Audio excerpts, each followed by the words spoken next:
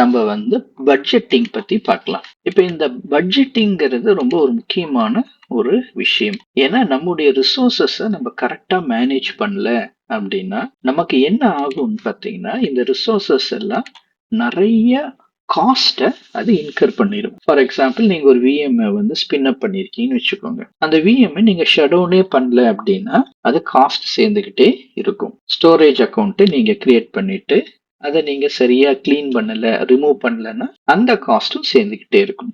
So இதெல்லாம் பார்த்தீங்கன்னா சிறு துள்ளி பெருவெள்ளம்ங்கிற மாதிரி கொஞ்சம் கொஞ்சமா சேர்ந்து சேர்ந்து சேர்ந்து சேர்ந்து பெரிய லெவல்ல நமக்கு செலவு வச்சிரும். அதனால இந்த பட்ஜெட்டிங் வந்து ரொம்ப ரொம்ப முக்கியமானது. ஸோ இந்த பட்ஜெட்டை எப்படி நம்ம கண்ட்ரோல் பண்ணலாம், பில்லிங் எப்படி கண்ட்ரோல் பண்ணலாம், எந்த அளவுக்கு வந்து நம்ம இந்த ரிசோர்சஸ் எல்லாம் நம்ம குரூப் பண்ணலாம் அப்படிங்கிற விஷயத்த நம்ம இப்ப பார்க்கலாம். இப்ப நான் சப்ஸ்கிரிப்ஷனுக்கு வந்துட்டேன்.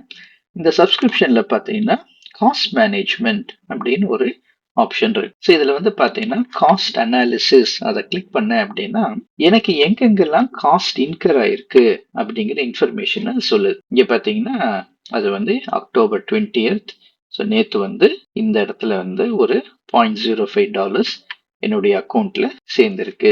இங்க என்னென்ன சர்வீசஸ்க்குலாம் இது ஆயிருக்கு அப்படின்னு சொல்லுது பாருங்க. Virtual machine, virtual network, storage, bandwidth, அடுத்து எந்த ரீஜன்ல இதாயிருக்கு, எந்த ரிசோர்ஸ் குரூப் நேம் மேல இதாயிருக்கு அப்படிங்கறதுலாம் தெரியுது. இப்ப நமக்கு அடிஷ்னலா நிறைய டீடைல்ஸ் வேணும் அப்படின்னா நம்ம என்ன பண்ணிக்கலாங்க, இந்த ஃபில்டர்ல போயிட்டு நம்ம என்ன இன்ஃபர்மேஷன் வேணும் அப்படிங்கறத நம்ம இங்க நம்ம கொடுத்துக்கலாம். இங்க வந்து பாத்தீங்கன்னா ஒருவேளை எனக்கு நிறைய ரீஜன்ஸ் இருக்குன்னா இந்த யூஎஸ் ஈஸ்ட் இந்த ரீஜன்ல ஸ்பெசிஃபிக்கா கொடு அப்படின்னு நம்ம சொல்ல முடியும். இல்லாட்டி மல்டிபிள் நம்ம கிட்ட ரிசோர்ஸ் குரூப் இருக்குன்னா இந்த ரிசோர்ஸ் குரூப்ல இருக்கிற டேட்டாவை எனக்கு கொடு அப்படின்னு சொல்ல முடியும். என்கிட்ட இப்ப எல்லாம் ஒரே ரிசோர்ஸ் குரூப் இருக்கிறதுனால இது அந்த அளவுக்கு பெரிய டிஃபரன்ஸை காட்டல.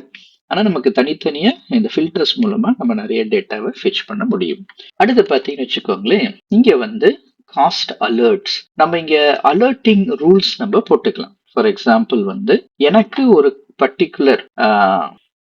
பர்டிகுலர் சினாரியோவை பேஸ் பண்ணி எனக்கு ஒரு அலர்ட் வந்து ட்ரிகர் ஆகுதுன்னு வச்சுக்கோங்களேன். நம்ம அதெல்லாம் இங்க நம்ம ஆட் பண்ணிக்கலாம். இப்ப அடுத்து பாத்தீங்கன்னு வச்சுக்கோங்களேன், நமக்கு வந்து இந்த பட்ஜெட்டிங். இப்ப நம்ம அந்த பட்ஜெட்டை பார்த்துட்டு இந்த காஸ்ட் அலர்ட்ஸ்க்கு வரலாம். இப்ப இங்க இந்த பட்ஜெட்ஸ்க்கு வந்தோம்னு வச்சுக்கோங்களேன், இங்க நம்ம என்ன பண்ண முடியும் அப்படின்னு பாத்தீங்கன்னா நம்ம ஒரு பட்ஜெட்டை கிரியேட் பண்ண முடியும். எனக்கு வந்து இங்க என்ன பண்றேன்னா நான் my monthly free subscription budget அப்படின்னு ஒண்ணு நான் கிரியேட் பண்ணிக்கிறேன்னு வச்சுக்கோங்க.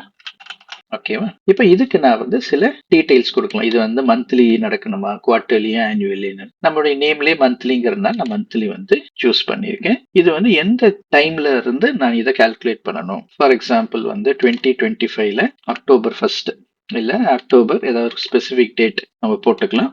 போட்டுட்டு எந்த இயர் வரைக்கும் நம்ம இந்த ட்ராக்கிங் பண்ணணும் அப்படிங்கறத நம்ம சொல்லலாம். இப்போ ஃபார் எக்ஸாம்பிள் 2026 அதுல வந்து பாத்தீங்கன்னா நம்ம வந்து ஜான்வரி வரைக்கும் பண்ணேன், ஜான்வரி 31 வரைக்கும் பண்ணேன் அப்படின்னு சொல்லலாம். இப்ப நம்ம இந்த மந்த்ல இருந்து பண்ணேன் அப்படின்னு சொல்லலாம். எல்லாமே வந்து பாத்தீங்கன்னா ஸ்டார்டிங் டேட் வந்து ஒன்னாதான் இருக்கும்.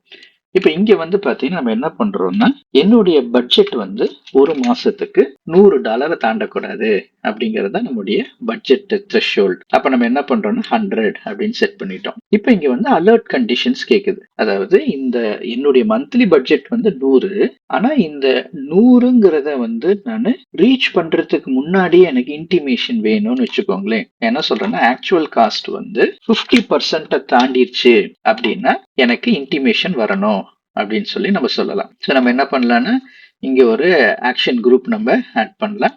அப்படி இல்லாட்டி இந்த இடத்துல நம்ம என்ன பண்ணிக்கலாங்க, நம்முடைய இமெயில் ஐடியை ஆட் பண்ணி விட்டுடலாம். ஓகேங்களா? ஸோ இமெயில் ஐடி ஆட் பண்ணிட்டோம் அப்படின்னா நமக்கு நம்முடைய ஆக்சுவல் காஸ்ட் நம்ம யூஸ் பண்ண 50% தாண்டுது அப்படின்னா அது ஆட்டோமேட்டிக்கா மெயில ட்ரிகர் பண்ணும். ஒருவேளை வந்து ஃபோர்காஸ்டட் காஸ்ட் வந்து 75% தாண்டுது அப்படின்னா நம்ம இங்க எத்தனை கண்டிஷன்ஸ் வேணா நம்ம ஆட் பண்ணிக்கலாம். நம்ம இதை நம்ம கிரியேட் பண்ணிட்டோம்னு வச்சுக்கோங்களேன். இப்போ இது என்ன ஆகும்னா நமக்கு ஒரு ரிமைண்டர் மாதிரி இருக்கும். ஸோ பட்ஜெட்டிங் நம்ம வந்து ரொம்ப ஓவரா செலவு பண்ணிடாம இருக்கிறதுக்கு இது ஹெல்ப் பண்ணும். ஓகேங்களா? ஸோ இதுதான் வந்து இந்த பட்ஜெட்டிங் நமக்கு ரொம்ப யூஸ்ஃபுல்லா இருக்கும். ஸோ இந்த பட்ஜெட்டிங்கை வந்து நம்ம எப்போதும் அனலைஸ் பண்ணி வச்சுக்கிறது ரொம்ப ரொம்ப நல்லது.